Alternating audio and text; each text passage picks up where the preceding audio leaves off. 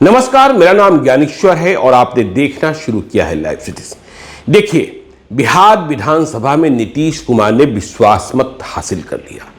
बिहार विधानसभा के अध्यक्ष अवध बिहारी चौधरी को भी हटा दिया गया है।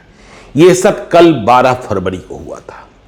लेकिन आपको यह सच बताएं कि नीतीश कुमार की सरकार गिर जाएगी, यह बात 11 फरवरी की रात को 11 बजे बीजेपी और जेडीयू के नेताओं ने भी मान लिया था।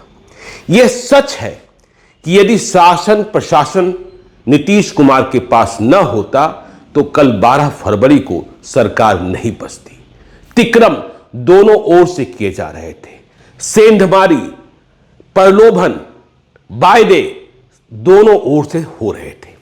तो देखिए, 11 फरवरी की रात 11 बजे जब यह लगने लगा कि सरकार नहीं बचा पाएंगे, कल 12 फरवरी को सरकार गिरेगी, तो दिल्ली तक रात को जागने लगा था। आपको यह बताएं, जानकर हैरत भी होगी आपको कि केंद्रीय गृह मंत्री अमित शाह रात को 3 बजे तक जागते रहे थे और इस कोशिश को अंजाम तक पहुंचाने के बाद ही सोए थे कि नीतीश कुमार की सरकार अब बच जाएगी। वे लगातार पटना में अपने पार्टी के राष्ट्रीय महासचिव विनोद तावड़े, बिहार के दोनों डिप्टी सीएम सम्राट चौधरी और विजय कुमार सिन्हा के संपर्क में थे। नित्यानंद राय की स्पेशल ड्यूटी केंद्रीय गृह राज्य मंत्री पटना में लगी हुई थी। ऋतुराज सिन्हा को लगाया गया था।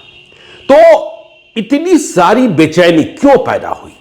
देखिए, ऐसा है कि तेजस्वी यादव ने खेला तो कर दिया था, लेकिन अपने ही घर में डांका पड़ जाएगा, उन्हें इस बात की उम्मीद नहीं थी। 11 फरवरी की रात 10 बजे जेडीयू और बीजेपी के पॉलिटिकल मैनेजर्स ने यह मान लिया कि हमारे पास बिहार विधानसभा के अध्यक्ष अवध बिहारी चौधरी को हटाने के लिए संख्या कम हो रही है।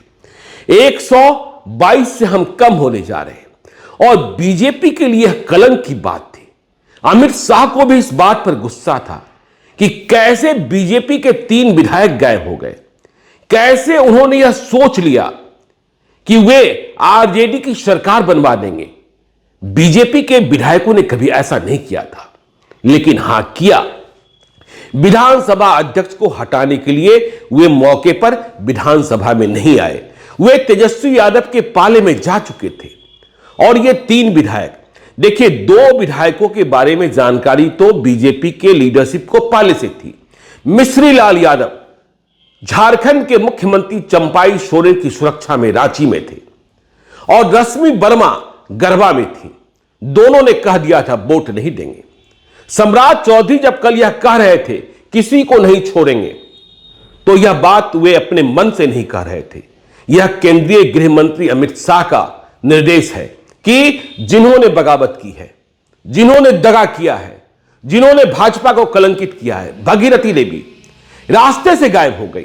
तो बीजेपी के 3 एमएलए गायब हैं, 3 एमएलए नहीं आने वाले हैं। जब यह बात नीतीश कुमार के पॉलिटिकल मैनेजर्स और पॉलिटिकल कमांडर्स ने 11 फरवरी की रात 10 बजे सुनी, तो उनके तो होश ही उड़ गए, क्योंकि उनके घर में भी डांका पड़ चुका था तेजस्वी यादव का।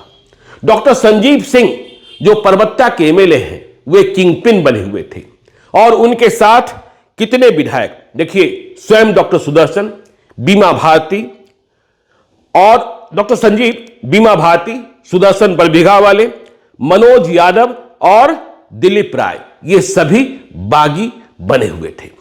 तो अब यह बात तय की गई। देखिए, अब अलग अलग हिस्सों में रणनीति पर काम शुरू हुआ। विनोद तावड़े, नित्यानंद राय, ऋतुराज सिन्हा ने एक मोर्चा संभाला बीजेपी का और दूसरी ओर अशोक चौधरी, सम्राट चौधरी, विजय सिन्हा और संजय झा ने दूसरा मोर्चा संभाला जेडीयू का। तय यह हुआ कि वो करना होगा जो आज तक न हुआ था। तेजस्वी यादव के बंगले में पुलिस घुस जाएगी या घुसना चाहिए, इस बात का फैसला लिया जाना था। देखिए, आनंद मोहन से नीतीश कुमार की बातचीत 10 फरवरी के दिन में ही हो चुकी थी, 11 फरवरी को भी हुई थी और वे कह रहे थे कि हम आपके साथ हैं। लेकिन परेशानी यह थी कि चेतन आनंद तेजस्वी यादव के साथ उनके बंगले में थे। हम ये नहीं कह रहे कैद थे, क्योंकि वे बैट बल्ला भी खेलते देखे गए थे, लेकिन चेतन आनंद की मर्जी पिता की मर्जी के खिलाफ नहीं हो सकती थी। पिता का अपमान भी उन्हें याद था। वे कह रहे थे मीटिंग में शामिल होने गए थे, उन्हें वहां रोक लिया गया। भाई ने प्राथमिकी दर्ज करा दी गुमशुदगी की। तो अब यह लगा, जो यह मान रहे थे कि कल सरकार गिर जाएगी, कि यदि हमने आक्रामक कार्रवाई नहीं की तो सरकार का बचना संभव नहीं है। तो आक्रामक कार्रवाई क्या हो? चेतन आनंद को बाहर निकाला जाए, और बगैर चेतन आनंद को बाहर निकाले यह संभव नहीं हो पाएगा कि हम सरकार को बचा लेंगे। देखिए, तेजस्वी यादव की भूल यही हुई। तेजस्वी यादव के घर में जब पहली बार रात को 10 बजे पुलिस घुसी थी, तब चेतन आनंद को नहीं लाया गया था। उन्हें चेतन आनंद को शिफ्ट कर देना था। लेकिन तेजस्वी यादव को उम्मीद थी कि दूसरी बार पुलिस नहीं आएगी। लेकिन इधर तो प्रशासन और शासन का सहयोग लिया जा रहा था।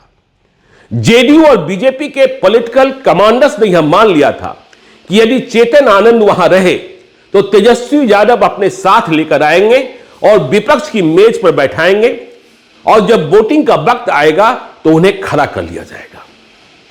तो रात 2 बजे यह तय हुआ कि पुलिस घुसेगी, चेतन आनंद को बाहर निकाला जाएगा, और यही हो गया।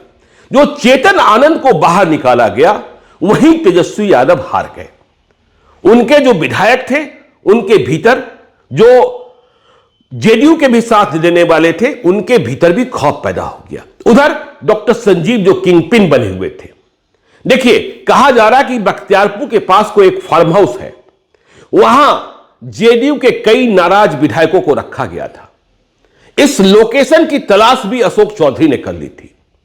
मनोज यादव, जो विजय कुमार चौधरी के यहां मीटिंग में मौजूद थे, उन्हें चाणक्य होटल पहुंचना था, लेकिन वे चाणक्य होटल पहुंचने के बजाय चले गए थे फार्म हाउस पर। तो फिर चेतन आनंद के ऑपरेशन के बाद इस ऑपरेशन को अंजाम दिया गया कि सुदर्शन को और मनोज यादव को निकाला जाए। बीमा भारती और डॉक्टर संजीव अभी भी बागी मुद्रा में बने हुए थे। डॉक्टर संजीव के लहजे से भी जेडीयू के पॉलिटिकल कमांडर्स बहुत परेशान थे कि वे क्या कह रहे हैं, किस तरीके से कह रहे हैं। तो ये बातें हुई।